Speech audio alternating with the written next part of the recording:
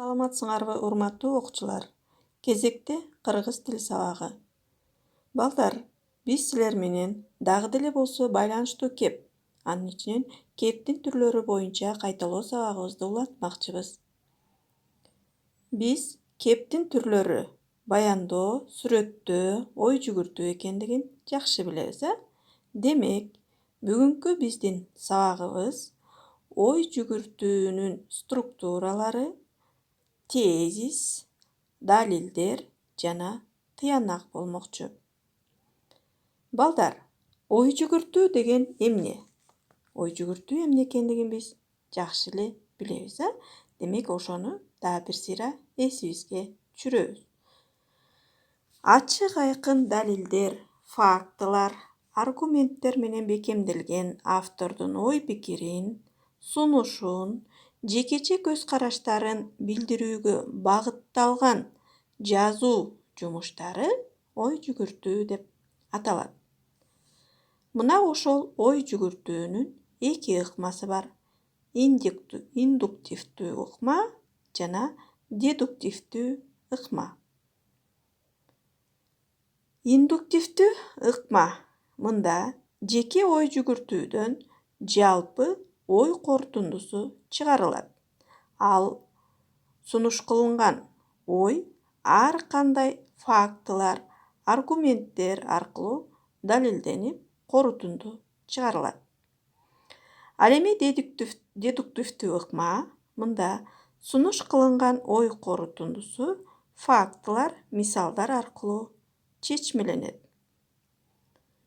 Балдар, биз ой жүгүртүү дил баянын жазып эле жүрөбүз, же болбосо ой жүгүртүү текстти. Мына ошол ой жүгүртүү дил баяны төмөнкү 3 бөлүктөн турат. Негизги ой же болбосо тезиси, андан кийин далилдер, алар аргументтер, фактылар, мисалдар. Андан кийин корутунду чыгарабыз, же болбосо тыянак. Китебиңердин 48 бетиндеги текстке көз жүгүртөбүз. Демек, ал жерде мен келечекте мугалим болууну каалайм деген окуучунун дил баяны турат. Мына ошол дил баянды карап көрсөк, мында бул дил баяндын тезиси же болбосо негизги ою мен келечекте мугалим болууну каалайм болуп саналат. Андан кийин мына текстте улантсак, мисалдар, аргументтер, фактылар келтирилген. Биздин мектептин алдыңкы мугалими Таштанбековдун иши мага абдан таасир этет жана жагат деген сүйлөм бул аргумент, факт болуп саналат.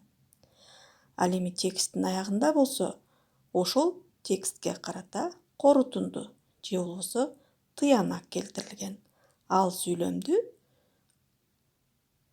атап кетсек, мисалы үчүн, ошондуктан келечекте мугалим болуп иштөөнү биротоло тандап алдым. Мына ушул сүйлөм бул тексттин корутундусу же болбосо тыянагы болуп саналат экен. Демек, балдар, биз ой жүгүртүү боюнча 5, 6, 7 класстарда алган билимдерибизди бир сыйра кайталап алдык. Эми силерге үйгө тапшырма. Китебиңердин 53 бетинде сүрөт берилген. Ал жерде туунун сүрөтү берилген. Мына ошол туу жөнүндө дил баян жазасыңар. Мында авторлор тууда кандай ойду бергиси келген, туу деген сөздүн мааниси кандай чечмеленет, жана ошол туу катышкан макалдардан болсо аны кошуп жазасыңар. Демек, ушулардын баардыгы булар мисалдар, аргументтер, фактылар болуп саналат. Ал эми текстке өзүңөр ат коесуңар.